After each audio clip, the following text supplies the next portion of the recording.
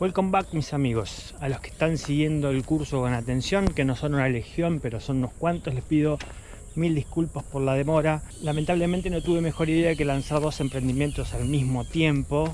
Como no hago este curso para vender nada, ni referido al póker, y mucho menos algo que no tiene nada que ver con el póker, ni siquiera voy a mencionar de qué consisten mis emprendimientos, pero bueno, créanme que me mandé a cumplir dos sueños o asignaturas pendientes que tenía con mi vida, conmigo mismo, los dos al mismo tiempo, así que no me queda tiempo ni para ir al baño a veces. Pero bueno, con o sin demoras voy a cumplir con lo prometido y voy a terminar de estrenar 4 antes de poner un pequeño break al curso. Me estaría faltando contarles cuál es mi estrategia desde la ciega grande contra la ciega chica en la guerra de ciegas. Y bueno, después para terminar, un par de breves videos acerca del steel y el restil. Bueno, vamos a comenzar hablando de los nits. Estamos desde la ciega grande con stack medio o deep. Y un nit desde la ciega chica hace bien sea open limp o bien sea open raise. Contra el open limp de un nit, si bien parece medio sospechoso, yo salvo que tenga notas en particular, que voy a tratar de tomar notas en particular, de ver cómo reacciona cuando se presente en una situación de estas y le hacemos roll, o cuando jugando contra otra persona hace lo mismo, yo voy a tender a comportarme como un regular y hacerle roll el 100% de las manos. Si bien existe la posibilidad de que el nit esté limpiando par de ases o par de reyes, o inclusive una mano quizás no tan premium, pero una mano que él limpea con la intención de raisear o de como mínimo pagar, también existen muchísimas posibilidades de que el mismo nit con, no sé, as rey estaría abriendo 5 ciegas para sacarse el problema de encima y no estaría haciendo un open limp. Entonces creo que en conjunto el rango de manos fuertes de su open limp en principio y en promedio va a estar delimitado a simplemente ases o reyes o quizás damas, y después todas las otras manos lindas que tenga las va a abrir. Y esto es una cuestión de pálpito o presentimiento o experiencia o no sé, intuición femenina, qué sé yo. No es que tenga un estudio científico que diga que los nits hacen eso que yo acabo de decir, es simplemente la impresión que yo tengo de lo que hace la mayoría de los nits, y es por eso que mi actitud por default contra un nit que desconozco cómo juega cuando me open limpea de small blind va a ser rolearle hasta 2 y 7 off. Por supuesto que va a ser un rol bastante amplio como para provocar un montón de folds. No le voy a hacer un rol de boviño a 2 o 2,5 ciegas para que el tipo que limpió 5 y 6 suite me pague siempre. Le voy a abrir fuerte para que el tipo foldee todas las manos menos las manos que limpió para atrapar. Claramente cuando nos haga un check push vamos a foldear todo menos nuestras manos que le vayan ganando al rango con el que tipo hace eso, es decir, ases o reyes. Entonces vos me vas a decir, con este criterio, cuando vos tengas par de jotas, el tipo hace un open limp, vos le vas a abrir 4 ciegas y el tipo va a foldear todo, y si no foldea va a hacer un check push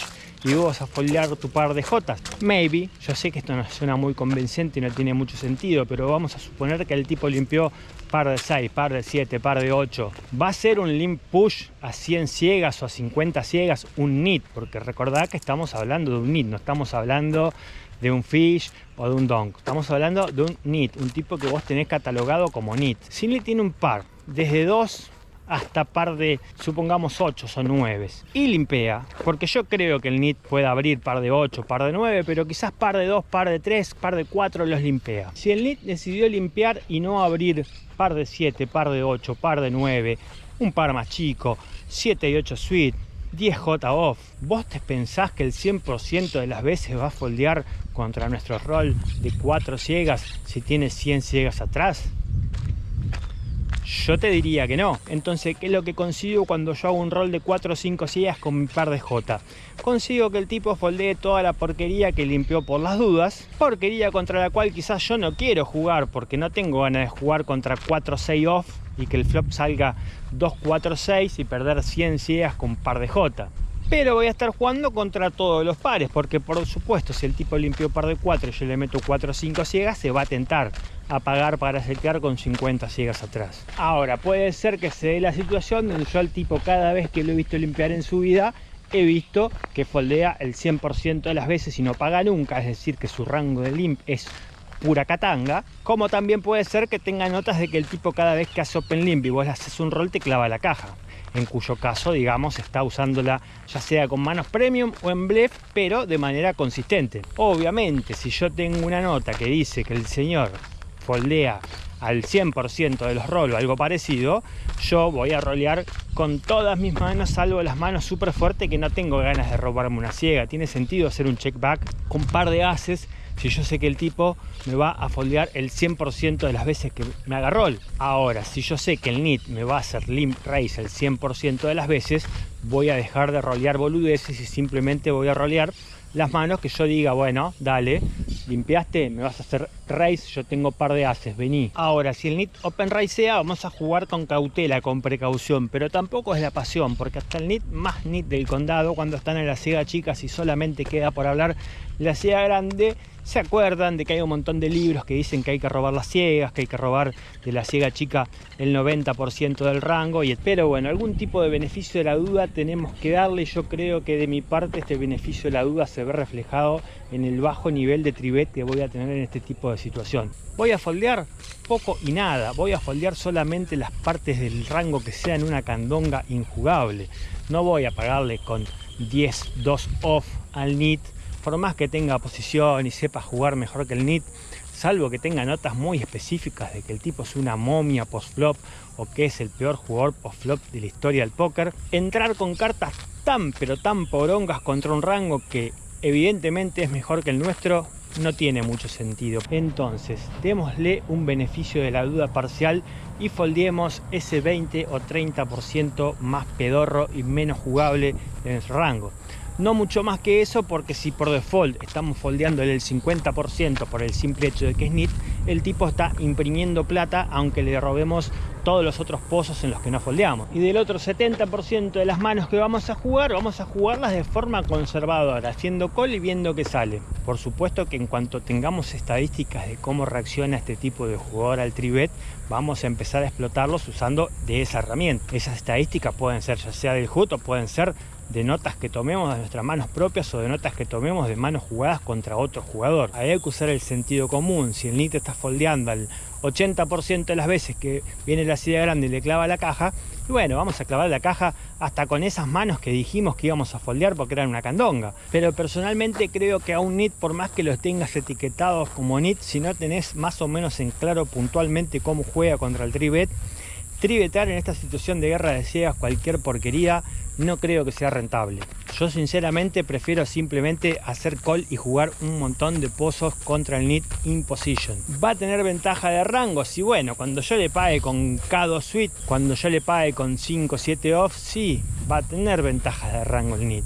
Pero si el señor abrió 3, 3,5, 4 ciegas y nosotros pagamos 2,5, 3, 3,5 ciegas con 50 o 100 ciegas atrás, tenemos una jugabilidad, digamos, interesante, porque estamos hablando de un señor que no va a foldear par de ases ni en pedo en cuanto salga el flop 5, 5, 8 y nosotros tengamos 4, 5 off, nos vamos a llevar 100 ciegas, nos vamos a llevar las 100 ciegas el 99% de las veces. Más o menos lo mismo aplica para con los fish. ¿Cuáles van a ser las diferencias entre un nit y un fish a la hora de jugar este tipo de manos? La mayor diferencia va a ser cuando los fish limpean, que va a ser por supuesto la mayoría de las veces.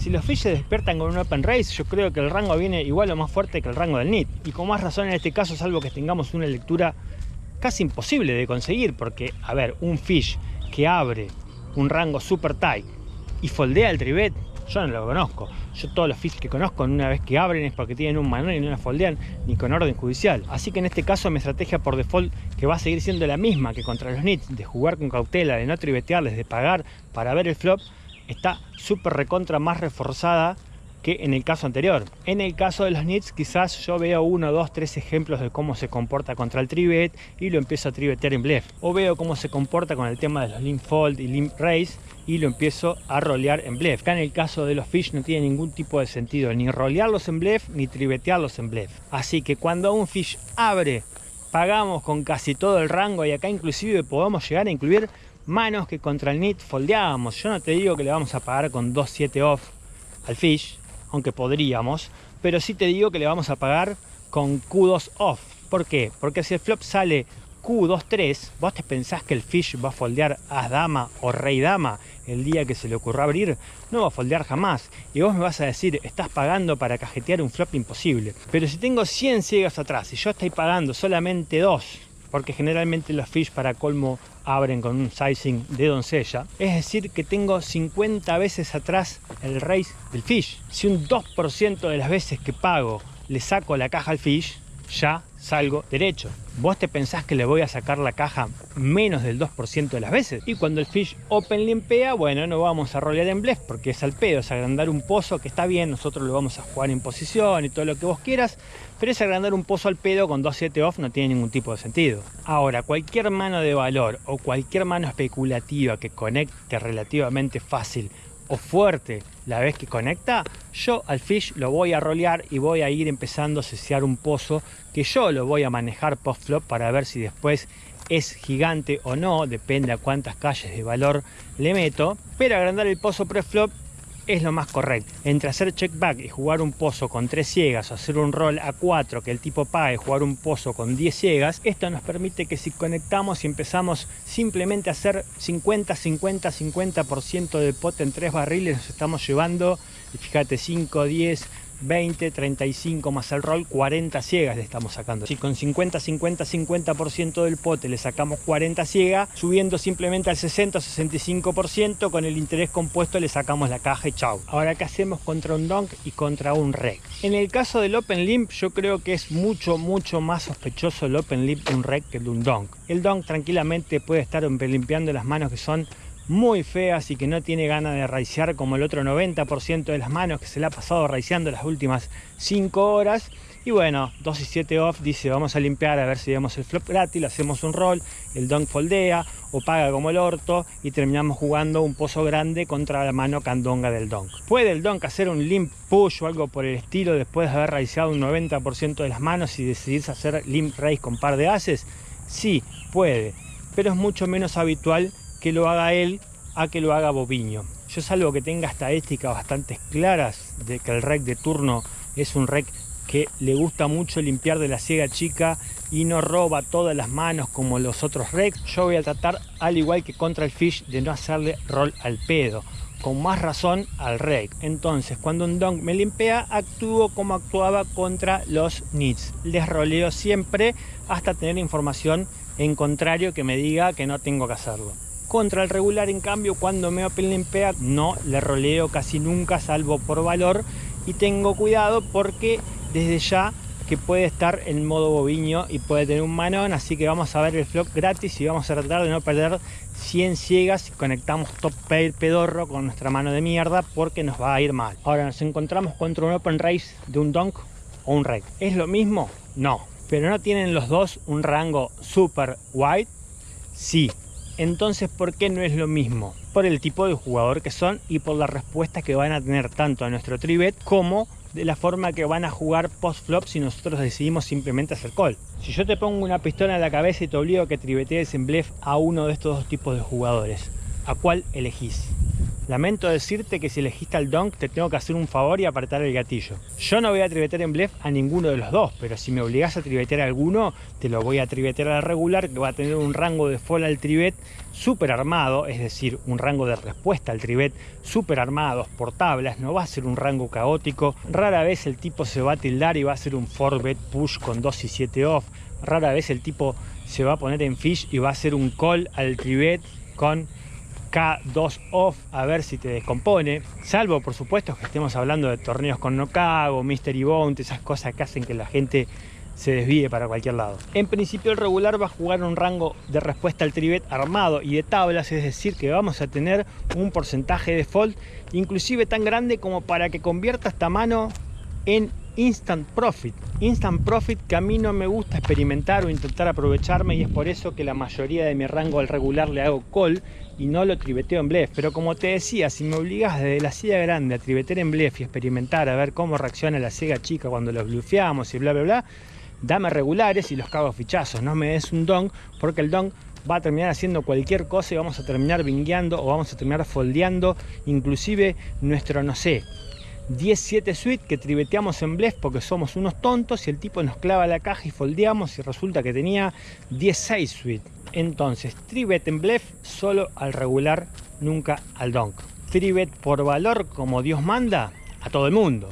olvídate que le voy a estar pagando plano tanto al don como al rey, que tienen un rango que puede contener hasta el 4 de copa y el 1 de oro. A trivetear todas nuestras manos de valor lineal como Dios manda y esperar, si quieren foldear que foldeen, si quieren pagar y jugar post-flop que paguen, sobre todo si lo hace el don mucho mejor. Si nos quieren clavar la caja, y bueno, vamos a empezar a analizar cuál es su rango de forbet, qué tanto forbetean, qué tanto de vingueros son, especialmente los regulares, porque los don por ahí es más una cuestión de seguir el flow de la mesa y ver qué tan tildados o qué tan enfermitos son, al punto de que le podemos llegar a pagar casi con el 100% del rango que usamos para trivetear. En cambio los regulares ya es más una cuestión de largo plazo, una cuestión de ver qué tipo de regular específico es, que de cómo está jugando ese torneo o de qué imagen específica tiene de vos en ese momento. Y hubo un célebre filósofo griego, en realidad no sé quién fue, puede haber sido un político, un futbolista, no tengo ni idea quién lo dijo, pero alguien una vez dijo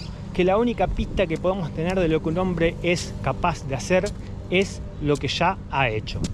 Y este caso aplica para los regulares. La única forma que tenemos de saber cómo este regular específico va a reaccionar al tribet en guerra de ciegas es estudiarlo, mirarlo, observarlo y ver lo que ha hecho en el pasado, porque lo que ha hecho en el pasado probablemente lo haga en el futuro. Esos tipos no son de andar adaptándose como yo o como espero vos lo hagas, de andar jugando distinto contra distintos tipos de jugadores, o depende de los tipos de stacks, o depende de la instancia del torneo. No, los tipos tienen sus tablas y de ahí mucho no se mueven. Pueden tener distintas tablas, pueden tener distintas actitudes, pueden tener distintos sizing, y la única forma de adaptarse es tomar notas, estudiar y ver cómo se comporta esa persona puntualmente a lo largo de su carrera como jugador de póker. Entonces, pasando en limpio, los tipos limpean, no les roleo en bluff, sobre todo al regular. Los donks o los regs hacen open raise y yo les tribeteo por valor lineal, un rango mucho más amplio del que le tribeteaba a los nits. Sigo foldeando como foldeaba contra los nits toda la candonga. Intento no tribetear en bluff, sobre todo a los donks. A los regulares, si tenés un historial, un metagame, tribetearle en bluff es una estrategia sumamente rentable, pero no es para cualquiera, ni es para contra cualquier regular, ni es una estrategia, digamos, por default aconsejable sentarse y empezar a tribetear en bluff a todos los regulares sin tener ni idea de por qué lo estás haciendo o cuándo lo estás haciendo de manera específica. Y bueno, las manos que no son ni folds ni tribet, obviamente van a hacer call. Ahora, ¿qué pasa con esas manos si no sabes si tribetearla o hacer call? Estás ahí en el límite, tenés dudas. Volvamos a usar el ejemplo de la pistola en la cabeza. Yo te pongo una pistola en la cabeza y te digo, a ver, tenés As 9 off o 10 J suite, una mano tenés que hacer call, una mano tenés que hacer tribet. ¿Vos qué elegirías? En este caso no me voy a hacer el dueño de la verdad, ni mucho menos, así que no te voy a tirar, digas lo que digas. Yo personalmente voy a elegir tribetear con el As 9 off, que es difícil de jugar post-flop, y con 10 J suite, que es una mano que claramente va a ser mucho más fácil de saber dónde estás parado una vez que caigan las primeras cartas. Voy a decidir hacer call. De más está decir que si tengo la posibilidad de tribetear estas dos manos del ejemplo, tribeteo las dos. Pero bueno, estábamos hablando de que me tenía que inclinar por una o por otra. ¿Qué hacíamos en el caso de tener dudas? Y usé este ejemplo porque es simplemente el método que yo utilizo cuando tengo duda de tribetear o no tribetear una mano puntual. La primera pregunta que me hago es qué tan bien o qué tan fácil se juega esta mano post-flop o no. Si la mano juega fácil post-flop, si no voy a quedarme con la duda después del flop de si estoy foldeando bien, de si estoy foldeando mal.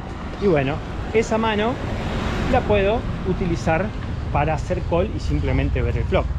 Una mano que cuando caiga el flop no voy a tener ni la más puta idea de dónde estoy parado, esa mano yo siempre voy a preferir usarla para tribetear y no pagar y después en el flop foldear, quedarme con la duda el resto de mi vida si no iba ganando con mi high. Espero que se haya entendido todo. Y si lo entendieron, espero que les sirva. La verdad, les pido disculpas, como les dije al principio de este video. Ando sin tiempo, ando con la cabeza en otras cosas. Duermo 3-4 horas por día, lo que se dice en Argentina. Tengo la cabeza quemada.